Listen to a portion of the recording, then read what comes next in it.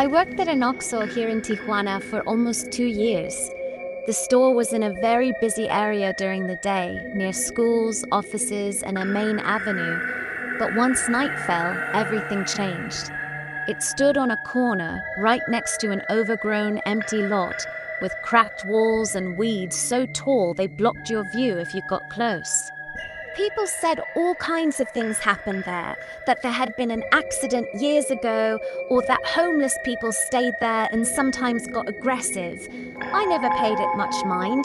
I needed the money, and night shifts paid a little extra, 10 at night to 6 in the morning. In a way, it was my favorite shift. There was hardly anyone around, so I could study for a while when there were no customers. Until that night. I will never forget October 14th. It rained all afternoon. By the time my shift started, the downpour had turned into a fine, cold drizzle that seeped into your bones even indoors. The pavement glistened under the store's neon lights, and the sound of cars passing on the avenue felt muffled, as if they were driving miles away. My co-worker, who was supposed to relieve me at midnight, had called in sick, so I was on my own for the rest of the night. I wasn't worried at first. I'd worked there a long time. I knew how to handle trouble. We had a panic button right by the register, and patrol cars drove by regularly.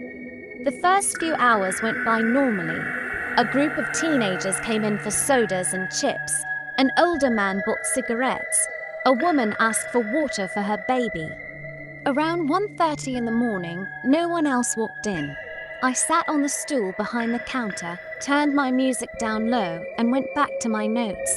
The silence felt heavier and heavier. All I could hear was the hum of the refrigerators, water dripping from the awning, and every now and then the wind brushing through the weeds next door. A sound just like someone dragging their feet through the branches. I glanced up at the windows several times, but saw nothing more than shifting shadows. At 10 to 2, I heard the first knock. It wasn't loud. Tap, tap, tap, right on the front door. I figured it was a customer, so I looked up and froze. A man was standing right outside, facing the automatic doors. I couldn't make out his face clearly. He wore a cap pulled low over his eyes, and a grey hoodie soaked through with rain, the hood pulled up. What struck me first was how he stood, perfectly still, arms pressed tight to his sides, hands tucked completely inside the sleeves. He didn't shift his weight, didn't brush the water off himself, didn't even seem to breathe.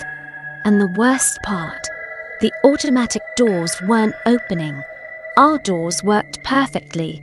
They never failed to open when someone stepped close. But he stood there, less than 2 feet away, and the glass stayed shut. He knocked again. Tap, tap, tap. My fingers went ice cold. I shouted through the glass, "Just a second! It'll open in a moment!" He didn't move an inch. He didn't answer, didn't lift his head. He just stood there, as motionless as a statue. I stepped a little closer to the door, and that's when I noticed something that turned my blood to ice. I couldn't see his feet. Rain had pooled all around him, but there was no sign of footprints, no splash or ripple where his shoes should have been touching the ground. It looked almost as if he was floating just barely above the wet pavement. Just then, the store's landline rang. I jumped so hard I nearly knocked over my stool and ran to answer. It was the manager. "Everything okay over there?" he asked. "Yeah, well, there's a man standing outside. The door won't open, and he won't answer when I talk to him," I said, my voice already shaking. "A man? At this hour?" "Listen, don't go opening anything manually if he gives you a bad feeling. Sometimes the sensors stick, but if he won't respond, just leave him be. I'll call the patrol car to swing by and check it out." I hung up and looked back at the door, and he was gone. I let out a long breath, relieved. Told myself he'd just left, that I was just jumpy being alone, that my mind was playing tricks on me. I leaned in to check the door sensor, and that's when I heard knocking on the back door. The back door opened into the narrow space between the store and the empty lot. We only used it for deliveries. It was always locked tight with a deadbolt and padlock, and had only a tiny window covered with metal mesh. This knocking wasn't soft like before. It was sharp, heavy, steady.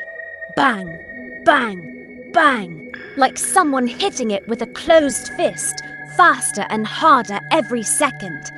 I froze behind the counter. The blows kept coming, and between them I heard a voice. It didn't sound right. It was muffled, like it was coming from deep inside a throat, or like someone was speaking through something covering their mouth. It said slowly, one word at a time.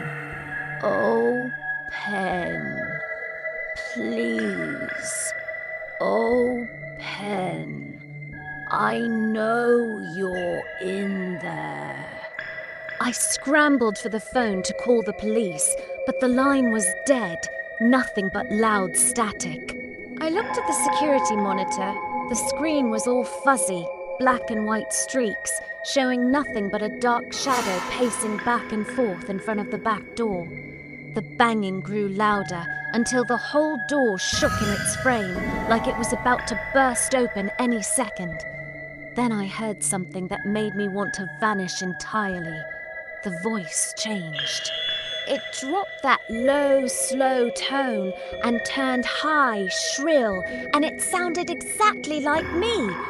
"Open up! It's me! Don't be afraid! It's you! Open the door!" I clapped my hands over my ears and huddled down behind the register, shaking uncontrollably. I had nowhere to run, no way to call for help, and the door rattled harder with every second. Then, all at once, silence. No more banging, no more voice. Complete, absolute silence, so heavy I could hear my own heart hammering loud enough to hurt. Minutes passed that felt like hours. I forced myself to move, lifted my head just a little, and saw him back at the front door. He stood in the exact same spot, but this time his head was tilted up, and finally I could see his face. He had no face. Where eyes, nose, and mouth should have been, there was only smooth, pale, wet skin. No marks, no features at all. Then, right there on that blank surface, a mouth formed. A huge mouth, stretching all the way back toward his ears, lined with sharp black teeth. And he smiled at me. In that exact same instant, every light in the store blazed on all at once, so bright I was blinded for a few seconds, and I heard the wail of patrol car sirens screaming toward me. When my vision cleared, he was gone. The door was untouched, no sign that anyone had been there at all. The officers searched the whole store, the empty lot, the nearby streets. They found nothing. Not even a single footprint in the wet pavement. They took me to the station to give a statement.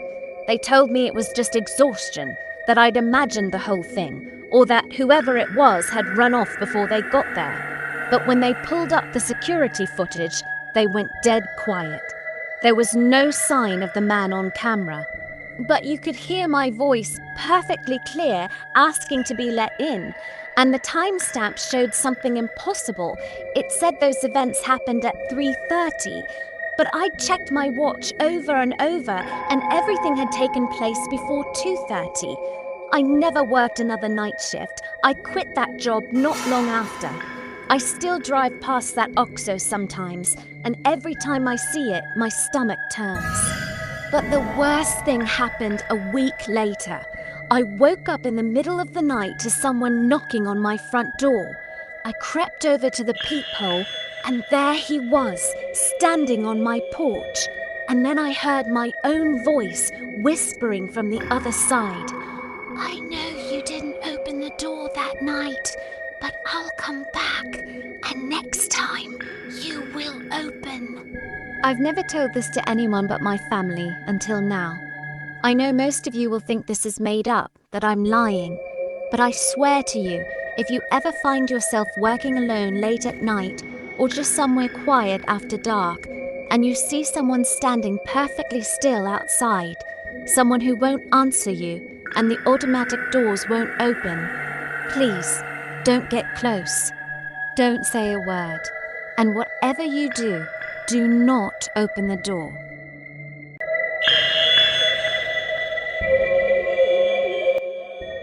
Hello, my name is Valeria, and I am sitting here next to my younger sister, Monica.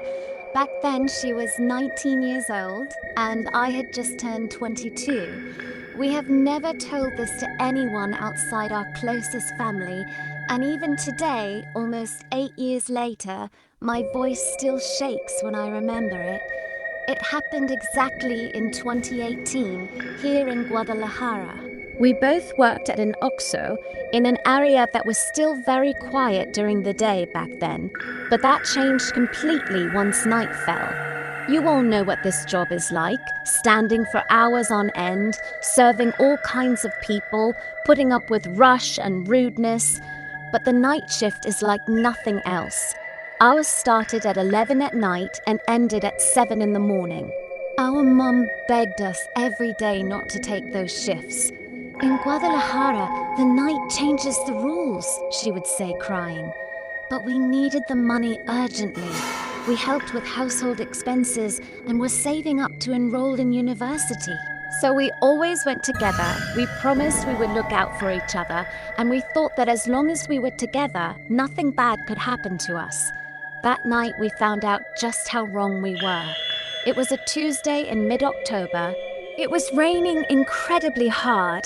That cold grey rain typical of the rainy season here that seeps right into your bones and makes everything look darker than it is.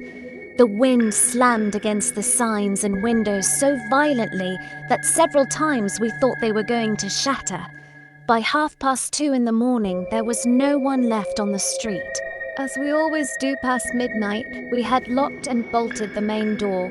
We only served customers through the service window for safety. We were leaning against each other, watching a video on the phone, eating some cookies we had brought from home, in silence, listening only to the rain. Suddenly, we heard loud, sharp, rhythmic knocks. 3 knocks, pause, 3 more knocks. It wasn't someone knocking in a hurry. It was someone who knew we were inside. "Open the door right now!" a man's voice shouted, loud and rough.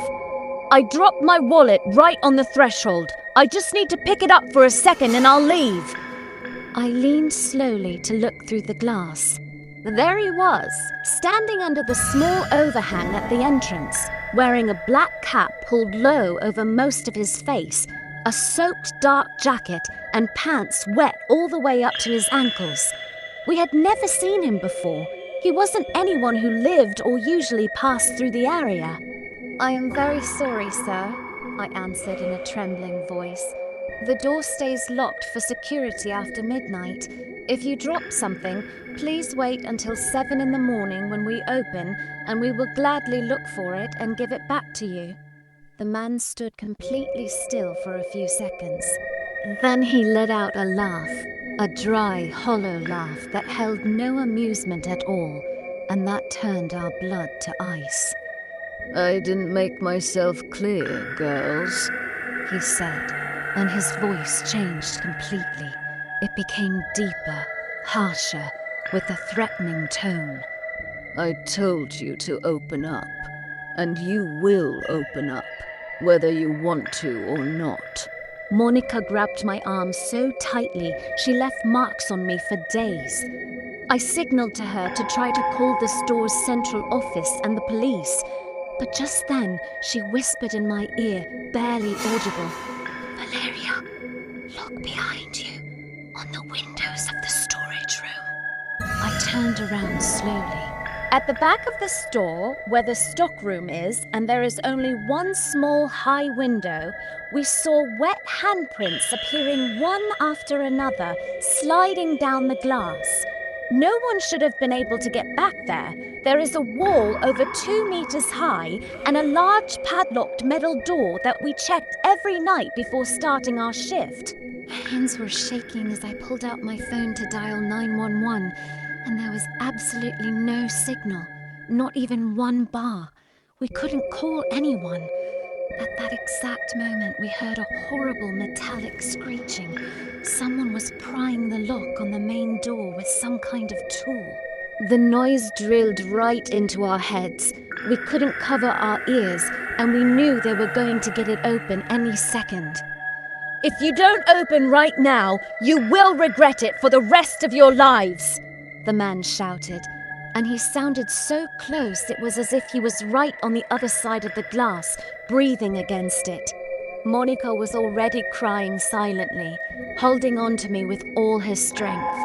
Together we pushed the counter, the cases of soda and beer, everything heavy we could move to block the door. But the screeching didn't stop until suddenly everything went dead silent. An absolute heavy silence, broken only by the rain and our own hearts beating so loud we swore they could be heard outside. Minutes passed that felt like an eternity. I summoned all my courage and leaned very slowly to peek around the edge of the glass. And there was his face, pressed right up against the pane, just centimeters from mine. He had taken off his cap. His eyes were wide open, staring straight at me without blinking, and he had such a wide, twisted smile, it looked like his mouth was going to split open. He didn't say a single word. He just raised his hand and pointed toward the back of the store. That very same second, we heard a terrible crash. They had broken down the back door. We ran and hid behind the largest shelf, clinging to each other as hard as we could, too terrified to even breathe loudly. We heard slow, heavy, wet footsteps approaching little by little down the aisle. We saw his shoes come into view. And then something happened that to this day we still don't know was pure luck or a miracle. We heard the loud siren of a police car passing along the main avenue about 3 blocks away, and it was getting closer. The footsteps stopped instantly. The man glanced from side to side, stepped back slowly, and in the blink of an eye there was no sound at all anymore. We stayed crouched there, huddled together and shaking for over an hour. We didn't move until we saw the sky starting to lighten just a little. When we finally dared to come out, we saw that the lock on the main door was completely bent out of shape. The back door had been smashed in. They had taken some cash and a few boxes of products. But what marked us forever was this, written with a finger through the condensation on the front counter window. There was only one sentence. "I know you're working here tomorrow." When the signal came back on our phones, we called the police and the company. They came, took our report, said they would check the security cameras, but they never told us anything else. The recordings from that night had been completely erased. That was our last day working there. We handed in our resignations that same morning. We never took another night shift anywhere again. And even today, when it rains like that in Guadalajara and I hear knocks at the door, I start shaking and I can't help it. We never saw that man again, but his face still haunts my nightmares. That is why I'm telling you all this. Please listen to me carefully. If you work at night, alone or with others, if someone asks you to break safety rules, if something inside you screams that something is wrong, listen to that feeling. Don't be polite. Don't hesitate. Don't open the door. We were unbelievably lucky that night, but we know perfectly well how easily things could have turned out much worse. Thank you for listening. And please, take care of yourselves. You never know who is waiting on the other side of the door.